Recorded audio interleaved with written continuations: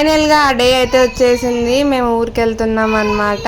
So అన్ని బట్టలన్నీ fold చేసి లగేజ్ అయితే ప్యాక్ చేసుకుంటున్నాం. ఈసారి ఊర్లో చాలా ప్రోగ్రామ్స్ ఉన్నాయి, అవన్నీ మీతో షేర్ చేసుకుంటా. అందరికన్నా మెయిన్ ఫంక్షన్ ఒకటి ఉంది, అది నేను నీకు నెక్స్ట్ వ్లాగ్లో చెప్తాను. మీకు వెనకాల వాళ్ళని చూసి భయపడకండి, అది మా క్రిష్క ఆర్ట్. ఇక్కడికి షిఫ్ట్ అయినప్పుడే మేము ఇల్లంతా పెయింట్ చేయించుకున్నాము. కానీ పూణేలో 2 months హెవీగా రెయిన్ పడింది. మేము ఉండేది టాప్ ఫ్లోర్లో. సో కొంచెం ఇల్లంతా చెమ్మ పట్టేసి ఇల్లంతా కొంచెం మళ్ళీ పాత దానిలాగా అయితే అయిపోయింది. అది కాక నేను బిజీగా ఉన్న టైంలో నాకు తెలియకుండా మా కృషి పాప గోడల మీద ఆర్ట్ వేసింది, పెన్సిల్స్ తోటి లిప్స్టిక్ తోటి. ఏం చేయాలి, పిల్లలు ఉంటే ఇంక ఇవన్నీ కామనే కదా. ఇప్పుడైతే లగేజ్ అంతా ప్యాక్ చేసుకుంటున్నాను. నేను విశాల్ మార్ట్లో కూడా పిల్లలు కొన్ని నైట్ వేర్స్ అయితే తెచ్చుకున్నా, అవన్నీ తెచ్చుకొని అయితే ప్యాక్ చేసుకుంటున్నాను. ఇప్పుడు ఊరికి వెళ్ళినా ఈ ట్రాలీనే తీసుకెళ్తా. ఈ ట్రాలీ ఒక్కటే భరిస్తుంది నేను పెట్టే లగేజ్ అంతా. ఒక బ్యాగ్లో సర్దుకుంటే ఇంకా మిగతా చిన్న చిన్న బ్యాగ్స్లో సర్దుకోవాల్సిన అవసరం అయితే ఉండదు. సో ఎప్పుడు వెళ్ళినా ఈ బ్యాగ్లోనే నేను లగేజ్ అంతా ప్యాక్ చేసుకుంటాను.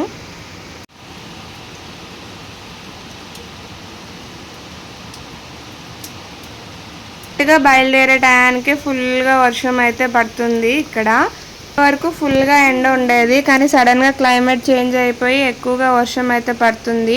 వర్షం పడితే మంచిదే, కానీ మాకు ఆటో దొరకడం అయితే కష్టమవుతుంది స్టేషన్కి. వర్షం పడేటప్పుడు ఈ ఊబర్ ఇవన్నీ సరిగ్గా బుక్ అవ్వవు.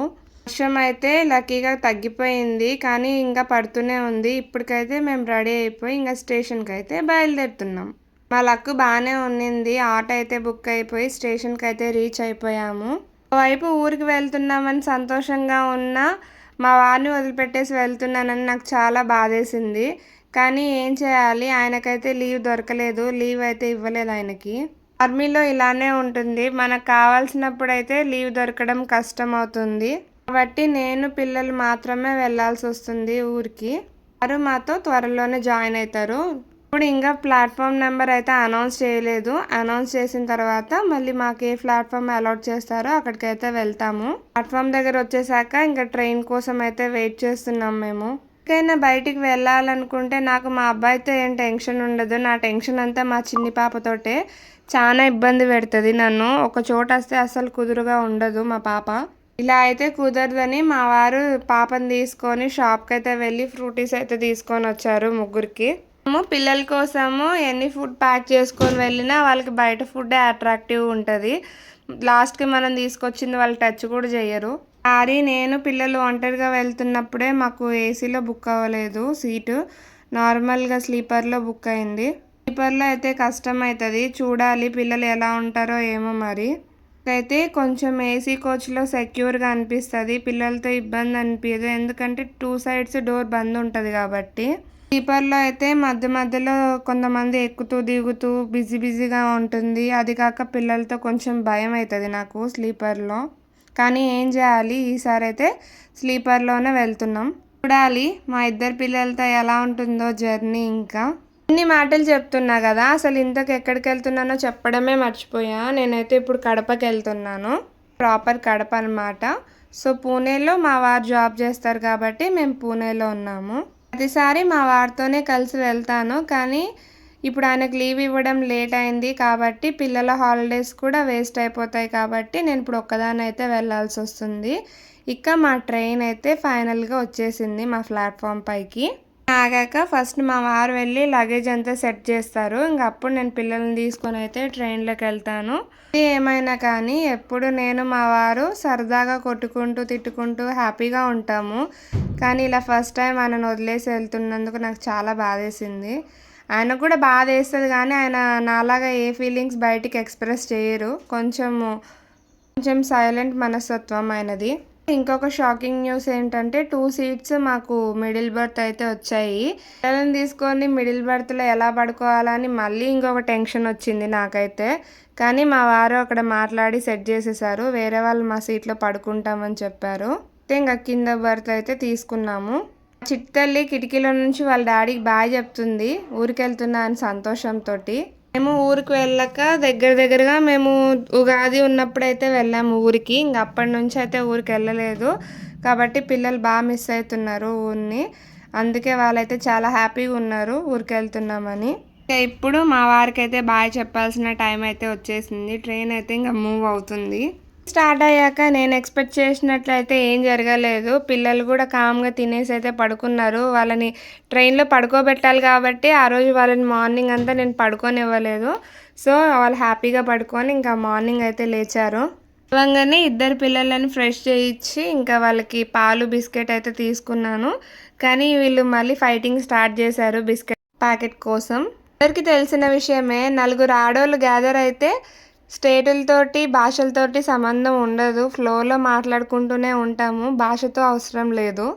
ఈ ట్రైన్లో నాకు 3 గుజరాత్ ఫ్రెండ్స్ అయితే దొరికారు. వాళ్ళతో బాగా టైం స్పెండ్ చేశాను మాట్లాడుకుంటూ. వాళ్ళైతే తిరుపతికి వెళ్తున్నారంట దర్శనం కోసం. అంతా ఎలా ఉంటుందో నన్ను అడిగారు. నాకు పెద్దగా తెలియదు కానీ నాకు తెలిసింది వాళ్ళకి చెప్పాను. దానికి లాస్ట్ 3 అవర్స్లో మాకు మంచి బాండింగ్ అయితే ఏర్పడింది మా ముగ్గురికి. ఏమైనా లైఫ్ ఒక రైల్వే స్టేషన్ లాంటిది. ఎవరు స్టాప్ వచ్చినప్పుడు వాళ్ళు దిగుతూ వెళ్ళిపోవడమే. కాబట్టి ఇప్పుడు మా స్టాప్ కూడా వచ్చేసింది. సో ఇంకా నేను కూడా దిగాల్సిన టైం అయితే వచ్చేసింది. కొంత టైంలోనే ఎందుకో వాళ్ళకి బాయ్ చెప్తుంటే కొంచెం బాధ అనిపించింది నాకైతే. ఫైనల్లీ ఇంకా కడప స్టేషన్ అయితే వచ్చేసింది. నన్ను రిసీవ్